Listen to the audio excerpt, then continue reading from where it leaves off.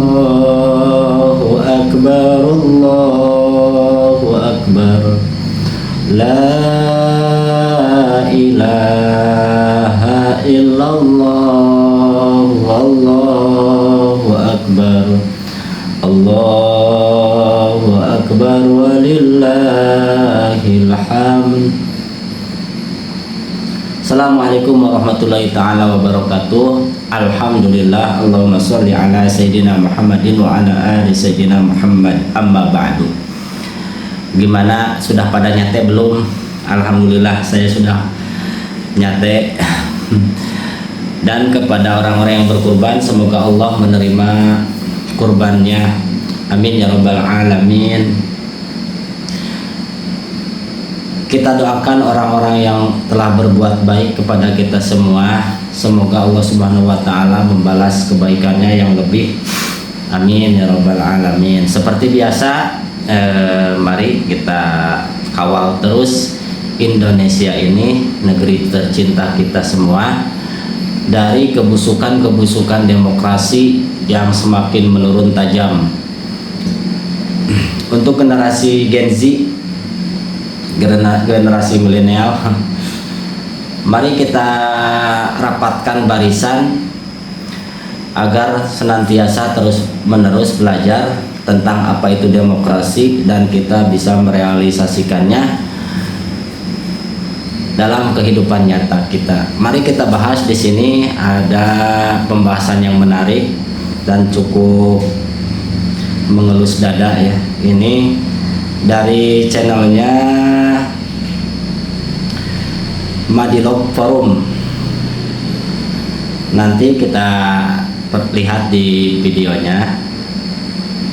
Di sini judulnya seperti ini: korban Bawaslu berdarah, Jokowi gila dan sangat biadab.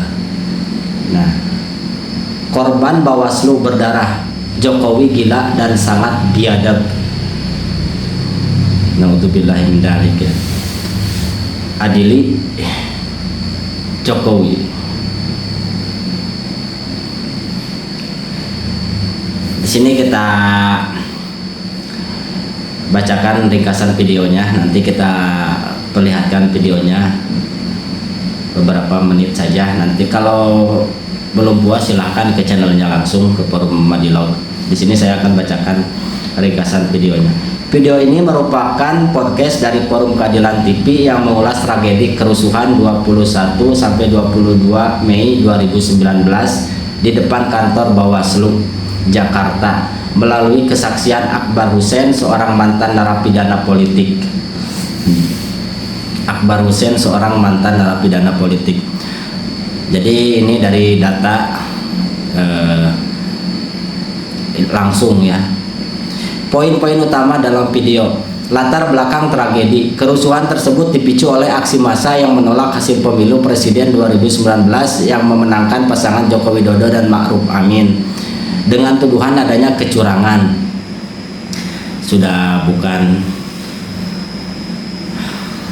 lagu lama lagi ya. Kita tahulah perpolitikan di kita ini seperti apa. Perpolitikan di kita itu sangat penuh dengan kerancuan logika akal sehat. Kondisi di lapangan, Akbar Hussein menjelaskan peranannya sebagai koordinator lapangan Korlap yang mengordinasikan masa aksi bersama berbagai elemen aktivis dan tokoh.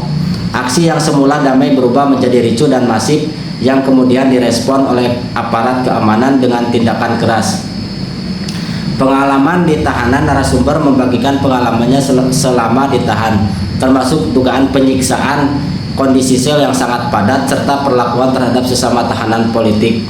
Ia juga menyebutkan adanya rekan sesama tahanan yang meninggal dunia selama masa penahanan. Naudzubillahi min dzalik. Makanya pemimpin yang adil itu sangat sulit sekali dan tanggung jawabnya sangat besar sekali.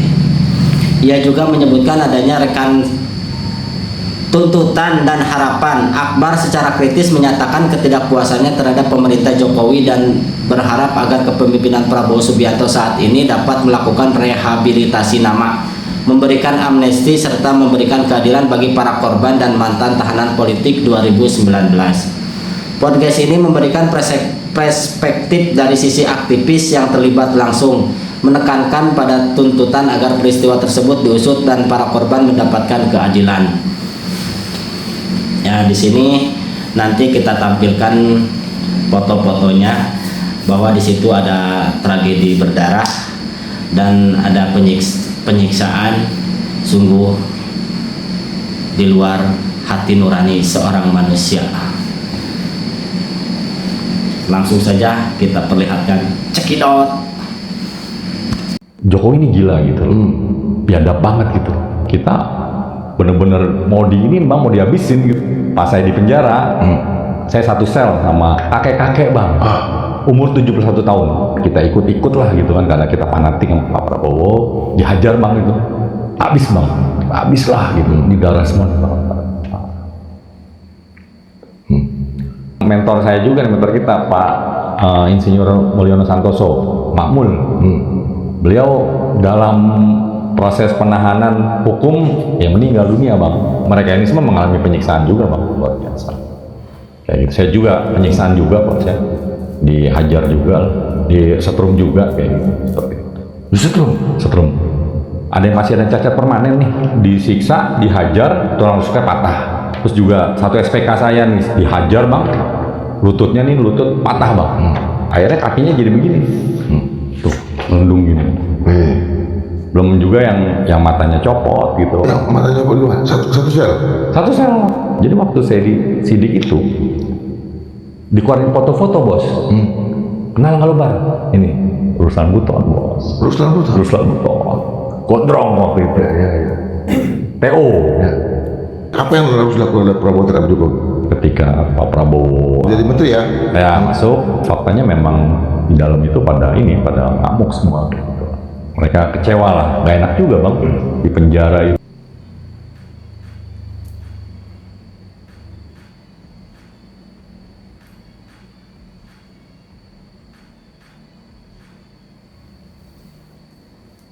Karena di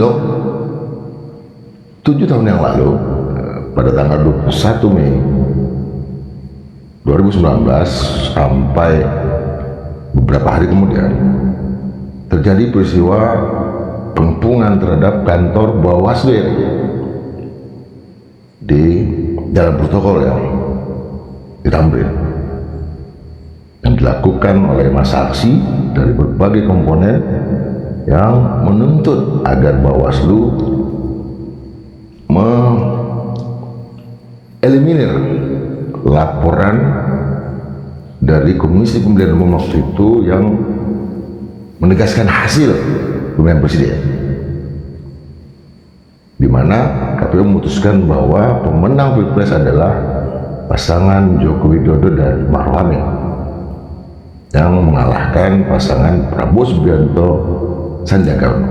Ada puluhan orang yang meninggal dunia, tapi juga ada cerita-cerita yang lain yang belum banyak terungkap.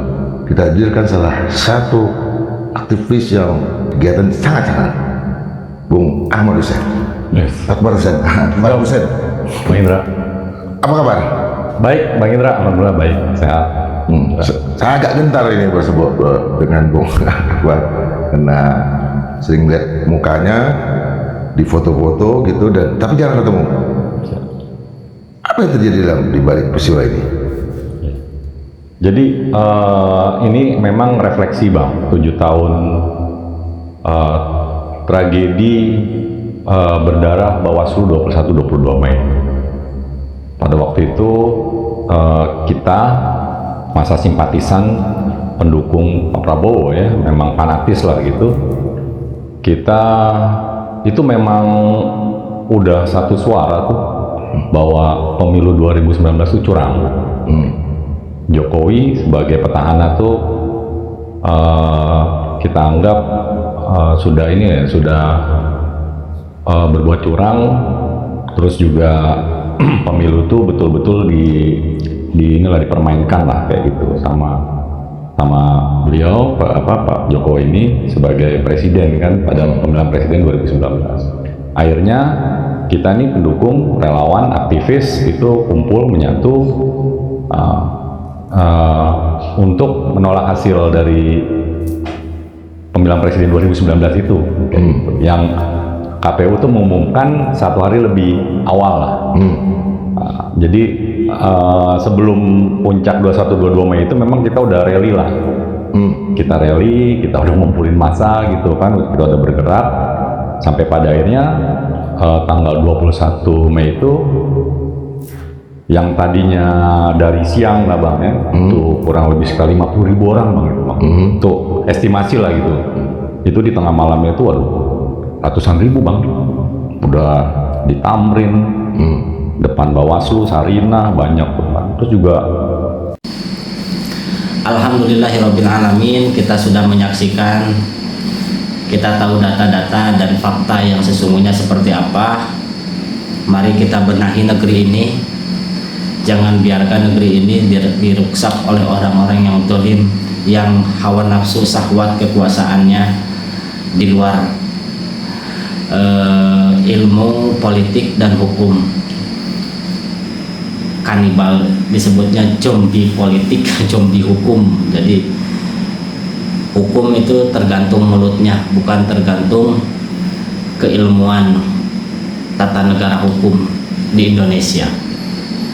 Jadi main hakim sendiri, pokoknya apa yang saya sampaikan harus dilaksanakan. Tidak seperti itu negara demokrasi itu.